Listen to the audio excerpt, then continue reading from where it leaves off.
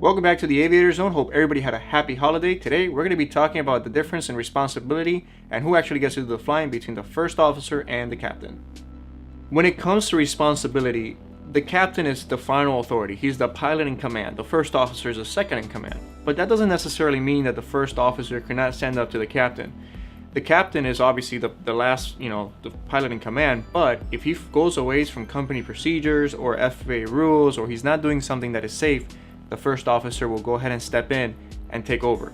I've had experiences where I've almost taken over from the aircraft because the captain, just like any other human being, you get distracted and you're not paying attention to what's going on, and it helps to have somebody else there that says, hey, you're deviating from this. And that's why we have that. And the same thing has happened to me where I'm flying and I miss something because I'm looking at my chart or something like that, and the captain says, hey, check this out, because you're not paying attention to it. So responsibility wise, we both have the same amount of responsibility. If he screws up, I'm responsible. If I screw up, he's responsible, because we're both supposed to check on each other. But at the end of the day, if something does happen, the captain usually carries a little more heat than the first officer. The first thing I get asked when I tell somebody that I'm a pilot is whether I'm a captain or a first officer. And I think the reason they ask this is because a lot of people think that the captain is the one that actually does the flying and the first officer is just along for the ride in case the captain dies or something, or also getting the captain his coffee. Well, it doesn't work that way. In the cockpit, we manage between pilot flying and pilot monitoring. Those are two different terms that we use in aviation. The pilot flying is the actual pilot flying the controls, manipulating the controls of the aircraft, and the pilot monitoring is assisting the pilot flying to fly the aircraft. Generally, on a flight, the captain on the first leg is going to be the pilot flying, and the first officer is going to be the pilot monitoring. But that changes. Some captains I've flown with, the first flight that we do for the day, they say, you're flying, and I'm flying. In our airplane, we have a little arrow that goes back and forth. It's called source. Some pilots would just go on there and press it, and you tell them to stop.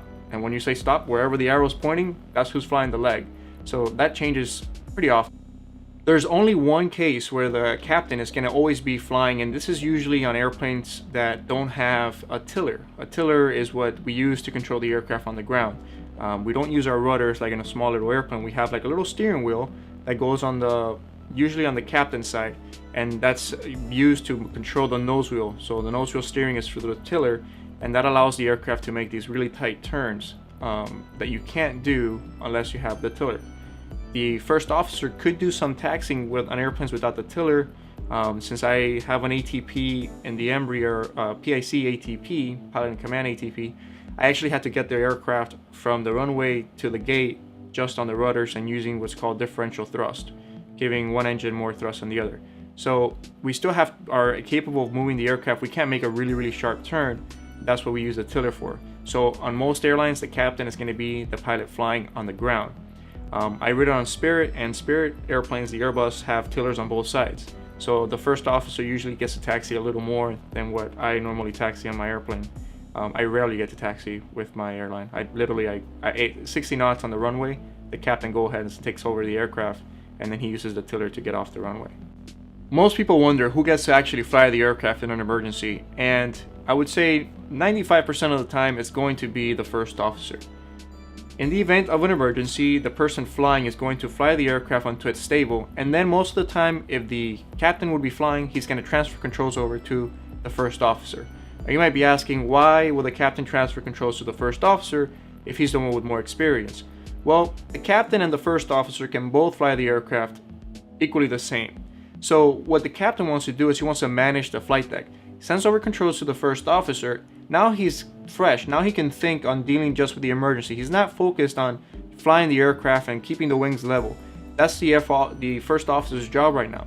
Now he can actually sit, go through the procedures, read the checklist, communicate with the flight attendants, communicate with dispatch, communicate with air traffic control, and actually manage the flight deck instead of focus on just keeping the plane straight and level.